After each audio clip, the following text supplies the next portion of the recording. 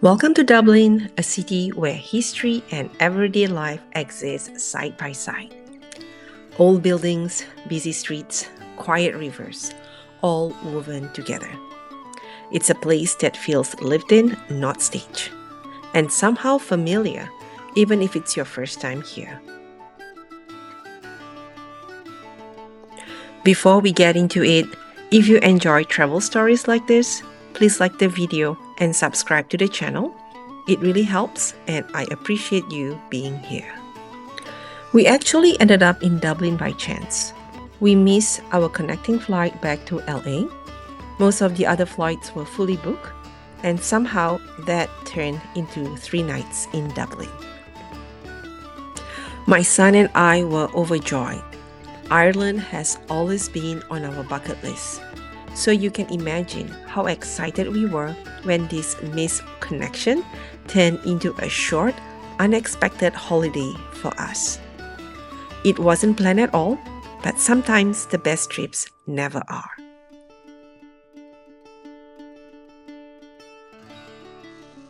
We decided to visit Dublin completely at random. No plan, no schedule, just taking the day as it came.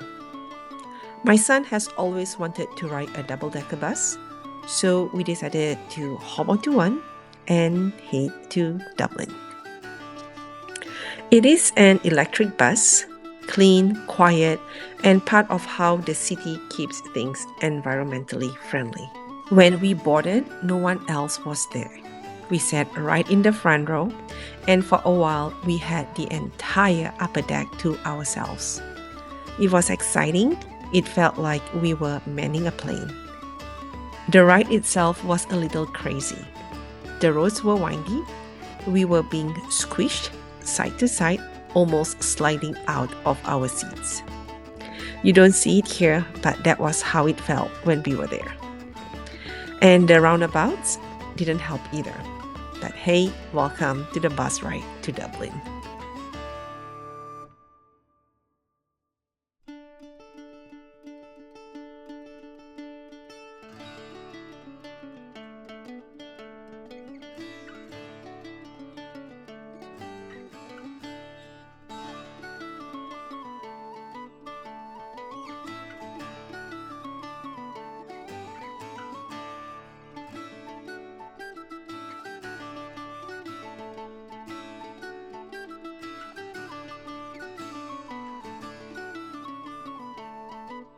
Eventually, more people started boarding the bus. Our little private adventure was coming to an end, but it was still fun watching the city unfold as we approached Dublin. When we reached the terminus, I was excited. I thought we are in Dublin, and then I realized we had taken the wrong bus. I wasn't scared, but I was a little bit frustrated because I didn't feel like pulling out Google Maps and figuring out right then. Thankfully, I got help from the locals. She directed me what tram to take and where to stop. So we hopped onto our first tram and the adventure began. The tram itself was clean, modern, and really pleasant to ride. Smooth, quiet, and a nice way to see the city without the rush.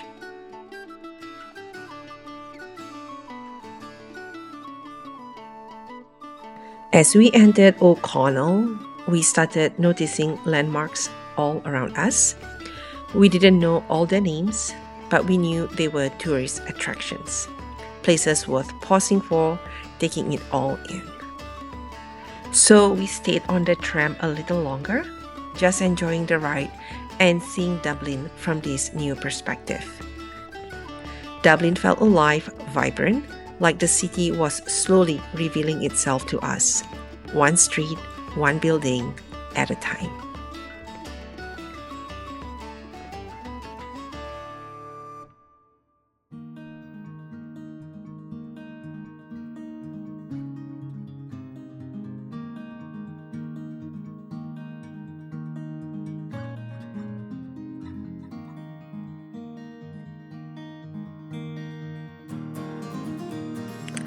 We got off the tram near St. Stephen's Green, which looking back was way off the usual tourist spots. We wandered aimlessly for a while, letting the city guide us.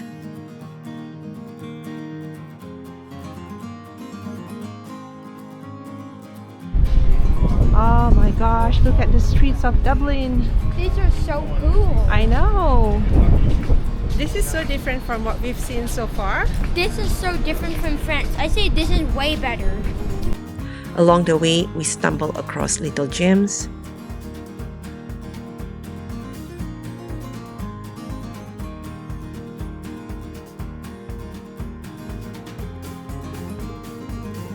Eventually, we decided it was time to head back to the tram to get ready for our day trip to the giant Causeway the next day. But of course, we did not go straight back. We made a slight detour, checking out a few more spots before the sunset, enjoying the last light on the streets of Dublin, before finally making our way to the hotel.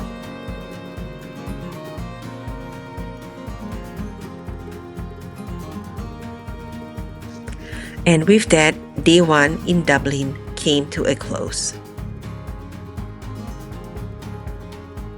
Tomorrow, we were off to explore one of Ireland's most iconic places, the giant Causeway.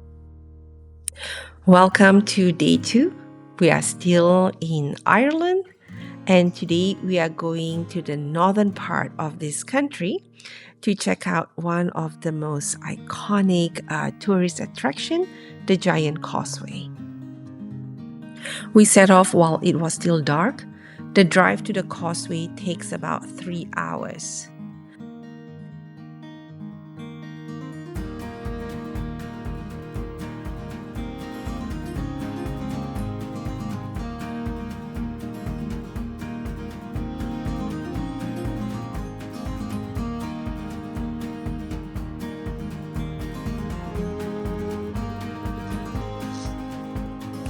We were woken up by this beautiful sunrise close to the border between the Republic of Ireland and Northern Ireland. The sunrise was absolutely stunning, golden light spilling across the field.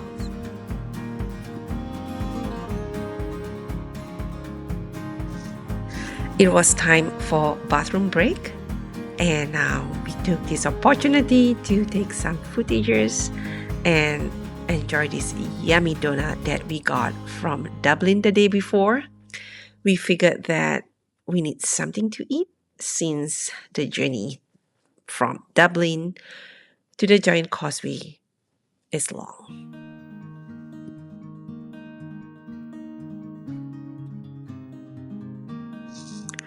The onward journey is equally beautiful. We saw lots and lots of open, vast green fields. And at this particular area where Liam Neeson was born, it snowed.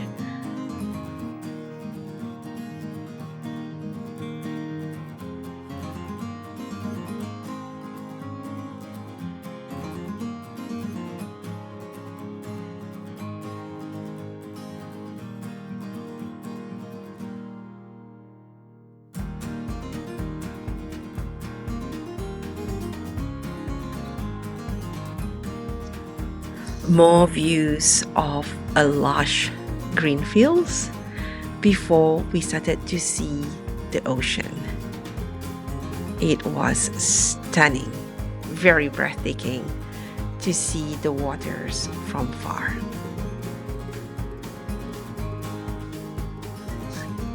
We made a quick stop at Dunluce Castle. This castle is perched on the cliffs.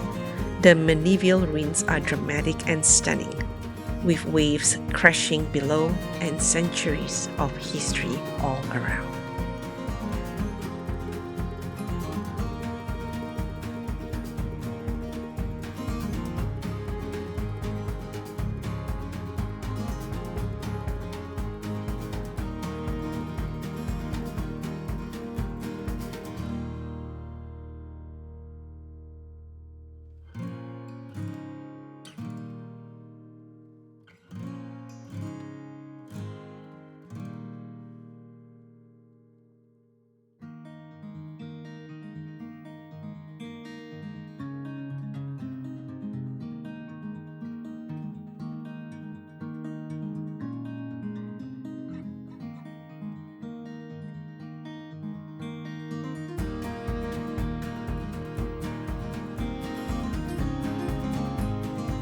And it's time for the moment that everyone on this bus was waiting for, the giant causeway.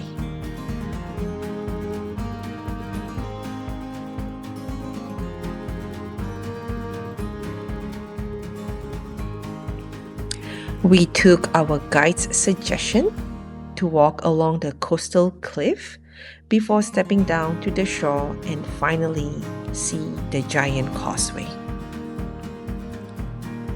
The walk was spectacular. We saw an overview of the coast and beautiful fields, and the weather was just spectacular.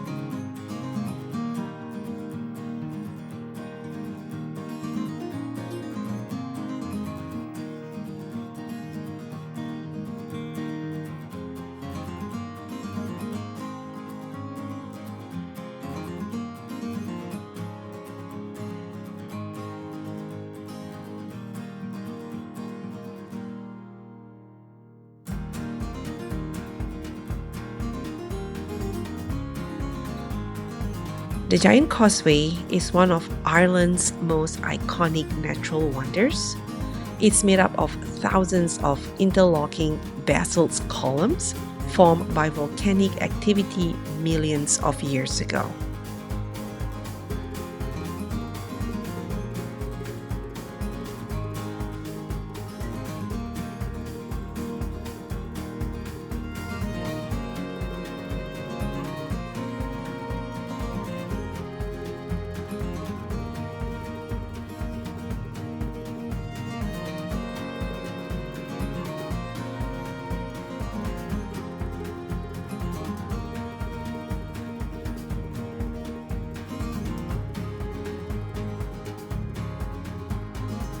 The Giant's Causeway has a famous legend. A giant named Finn McCool supposedly built the causeway to cross the sea and fight a Scottish giant. When he saw how huge his opponent was, he cleverly tricked him, leaving the causeway behind as a reminder of his cleverness.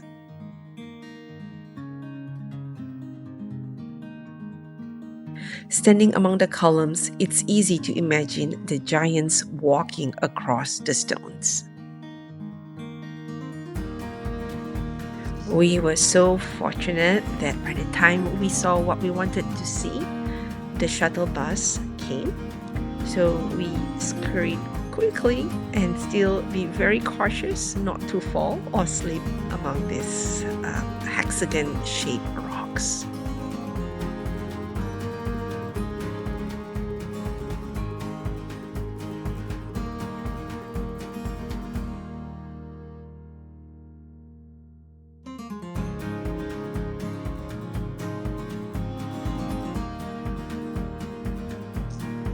I had to fix my socks because they slip.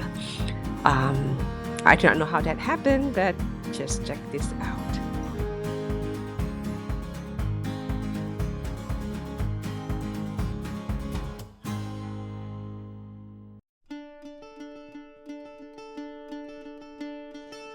It's time to fill up our bellies. We've been out and having a great time seeing these beautiful places in Dublin, the castle, the rocks, the ocean, and it's time to eat.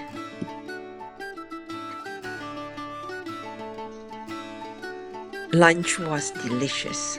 Pies, chowders, chicken cutlets, everything was amazing. By now, most of us were ready to wind down, but there was just 1 or 2 more stops before we head back to Dublin. One of the final stops was the Dark Hedges in County Antrim, Northern Ireland. It was a magical avenue of 18th century beech trees with branches intertwining overhead, forming a natural archway. You might recognize it from Game of Thrones, and it was used as the King's Row. Strolling the dark hedges, it felt quite magical and almost surreal. We were so lucky because we are here during the low season, which means we don't have to share this place with so many people.